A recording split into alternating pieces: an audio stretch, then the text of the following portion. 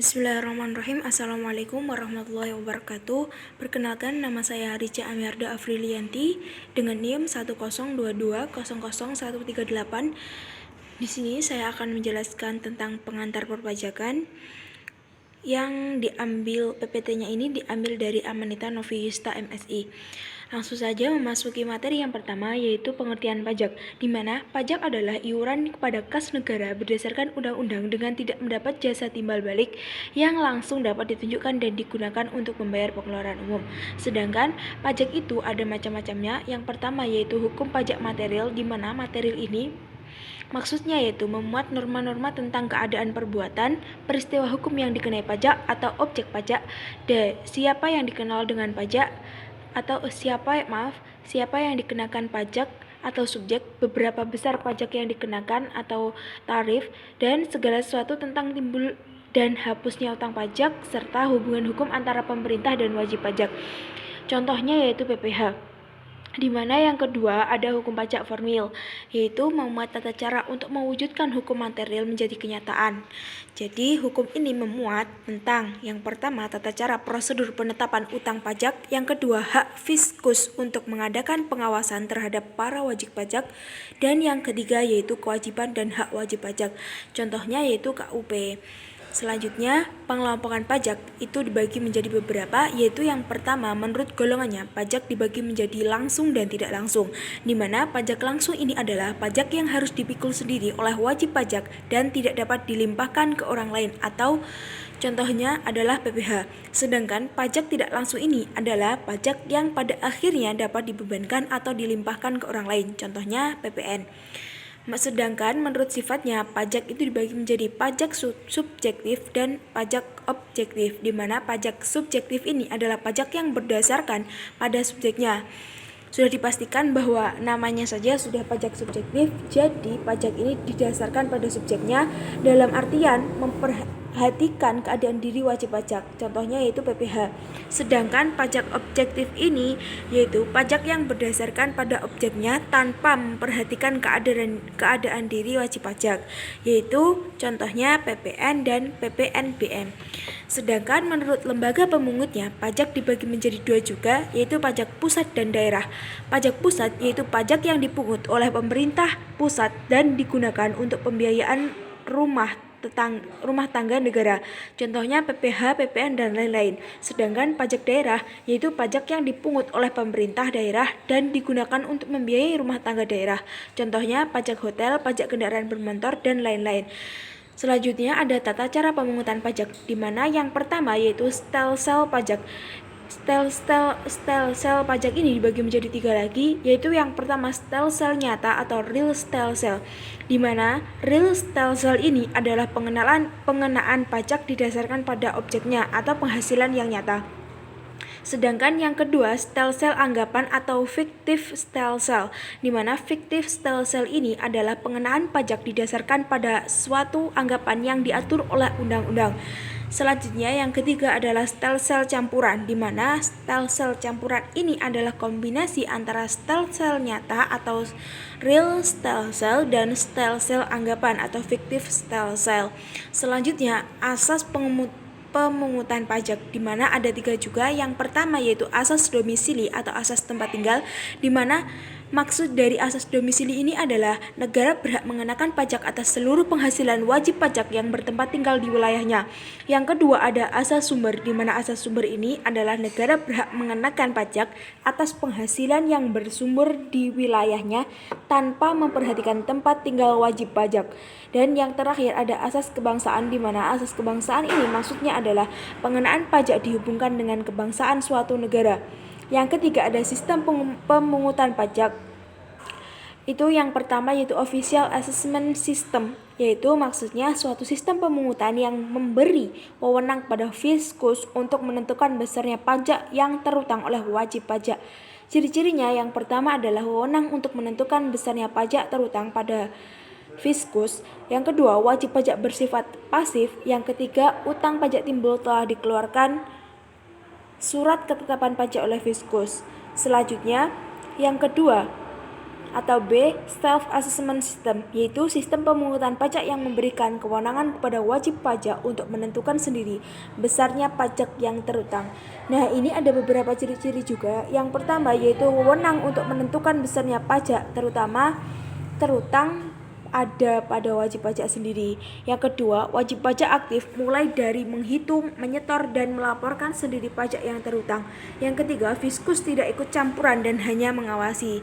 Selanjutnya, yang ketiga atau C itu withholding system, di mana withholding system ini adalah suatu pemungutan pajak yang memberi wewenang kepada pihak ketiga untuk menentukan besarnya pajak yang terutang oleh wajib pajak.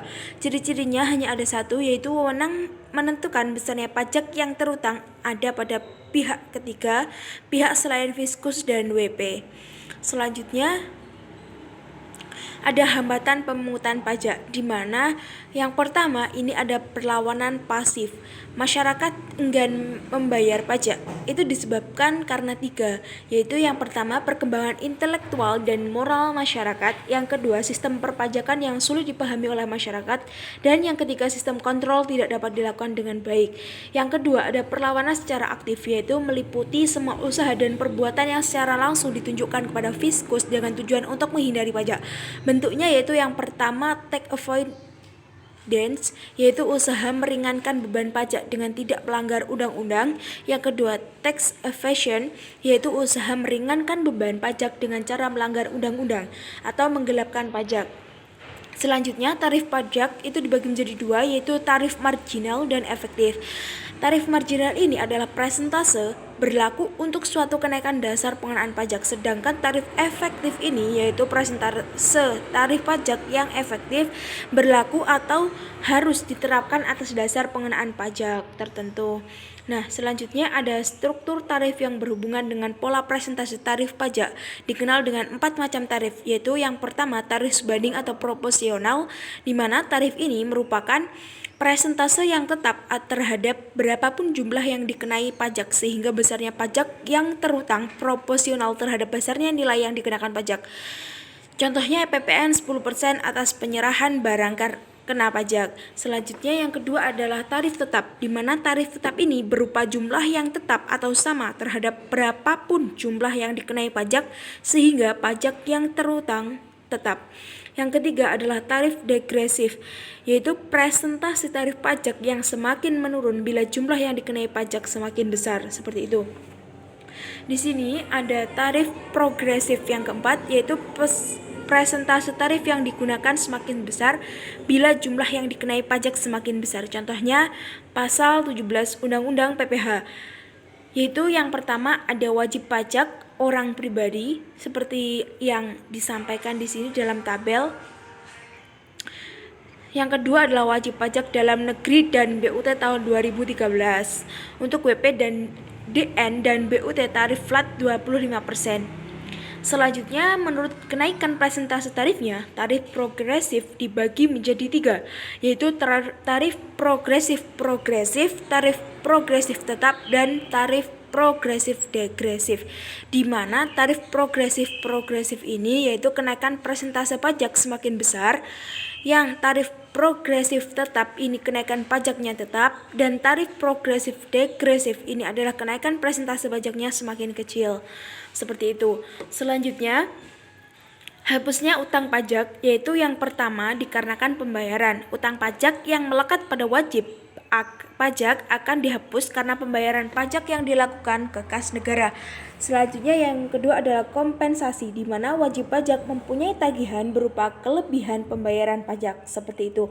Dan yang ketiga adalah daluarsa, di mana daluarsa ini maksudnya adalah telah melampaui waktu 10 tahun terhitung sejak saat terutangnya pajak atau berakhirnya masa pajak, bagian tahun pajak atau tahun pajak yang bersangkutan.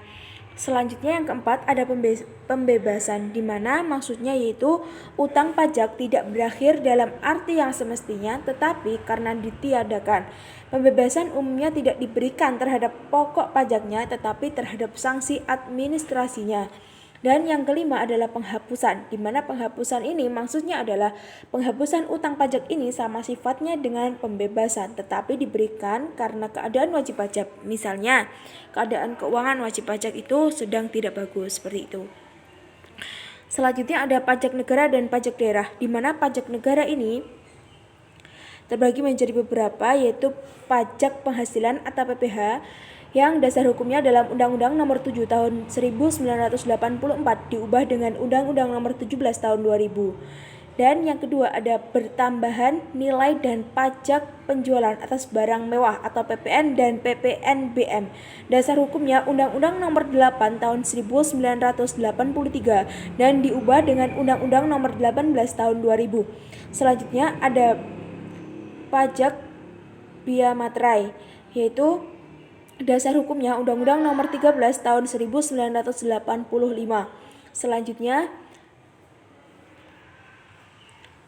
pajak daerah dan retribusi daerah, yaitu dasar hukumnya Undang-Undang Nomor 18 Tahun 1997 dan diubah dengan Undang-Undang Nomor 34 Tahun 2000, di mana pajak daerah itu merupakan iuran wajib yang dilakukan oleh orang pribadi atau orang badan kepada daerah tanpa imbalan langsung dan seimbang, yang dapat dipaksakan berdasarkan peraturan perundang-undangan yang digunakan untuk membiayai penyelenggaraan pemerintah daerah.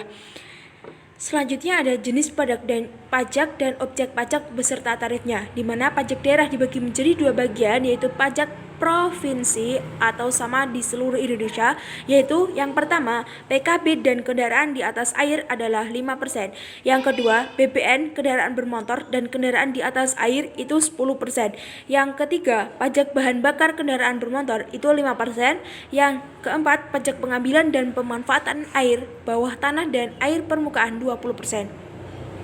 Selanjutnya, pajak kabupaten atau kota ditetapkan dengan perda atau pemerintah daerah. Yang pertama yaitu pajak hotel 10%, pajak restoran 10%, pajak hiburan 35%, pajak reklame 25%, pajak penerangan jalan 10%, pajak pengambilan bahan galian golongan C yaitu 20% dan pajak parkir 20%. Selanjutnya, retribusi daerah, yaitu pungutan daerah sebagai pembayaran atas jasa atau pemberian izin tertentu yang khusus disediakan dan atau diberikan oleh Pemda untuk kepentingan pribadi badan. Selanjutnya ada jenis retribusi daerah, di mana yang pertama retribusi daerah ini yaitu retribusi jasa umum atau ditetapkan dengan peraturan pemerintah. Ada beberapa, yaitu retribusi pelayanan kesehatan, retribusi pelayanan kebersihan, retribusi penggantian biaya cetak KTP dan akte catatan sipil, retribusi pelayanan pemakaman dan pengabuan mayat, retribusi pelayanan parkir di tepi jalan umum, retribusi pelayanan pasar, retribusi pengujian kendaraan bermotor. Selanjutnya retribusi jasa usaha, yaitu ada beberapa.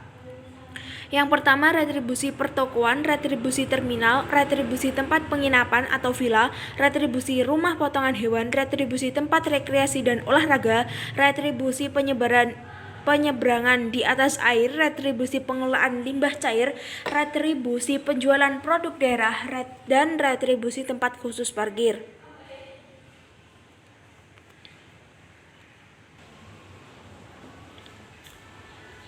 Selanjutnya ada retribusi perizinan tertentu, yaitu retribusi IMB, retribusi tempat penjualan minuman beralkohol, retribusi izin gangguan, dan retribusi izin trayek.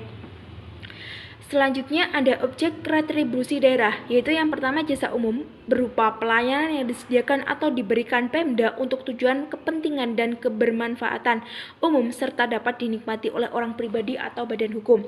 Selanjutnya ada jasa usaha, di mana jasa usaha ini berupa pelayanan yang disediakan oleh Pemda dengan menganut prinsip komersial. Yang ketiga ada perizinan tertentu, di mana kegiatan tertentu Pemda dalam rangka memberian izin orang pribadi atau badan yang dimaksudkan untuk pembinaan, pengaturan, pengendalian, dan pengawasan atas kegiatan pemanfaatan ruang, sarana prasarana untuk melindungi kepentingan umum. Selanjutnya ada subjek retribusi daerah, di mana subjek retribusi daerah ini ada 3. Yang pertama, retribusi jasa umum adalah orang pribadi atau badan yang menggunakan atau menikmati pelayanan jasa umum yang bersangkutan. Yang kedua, retribusi jasa usaha merupakan orang pribadi atau badan yang menggunakan menikmati pelayanan jasa usaha yang bersangkutan. Yang ketiga adalah retribusi perizinan tertentu, yaitu orang pribadi atau badan yang memperoleh izin tertentu dari Pemda. Selanjutnya, prinsip dan sarana penetapan tarif retribusi daerah, yaitu yang pertama, retribusi jasa umum berdasarkan kebijakan daerah yang mempertimbangkan biaya penyediaan jasa yang bersangkutan, kemampuan masyarakat, dan aspek keadilan. Yang kedua, yaitu retribusi jasa usaha, yaitu berdasarkan pada tujuan umum memperoleh keuntungan yang pantas diterima oleh pengusaha swasta sejenis yang beroperasi secara efisien dan berorientasi pada harga pasar. Selanjutnya yang ketiga ada retribusi perizinan tertentu, yaitu berdasarkan pada tujuan untuk menutup sebagian atau seluruh biaya penyelenggaraan pemberian izin yang bersangkutan. Sudah cukup sekian dulu dari saya. Apabila ada banyak kesalahan kata ataupun kekurangan, saya mohon maaf. Akhiru kalam, wallahu muwaffiq ila aqwamit thoriq. Wassalamualaikum warahmatullahi wabarakatuh.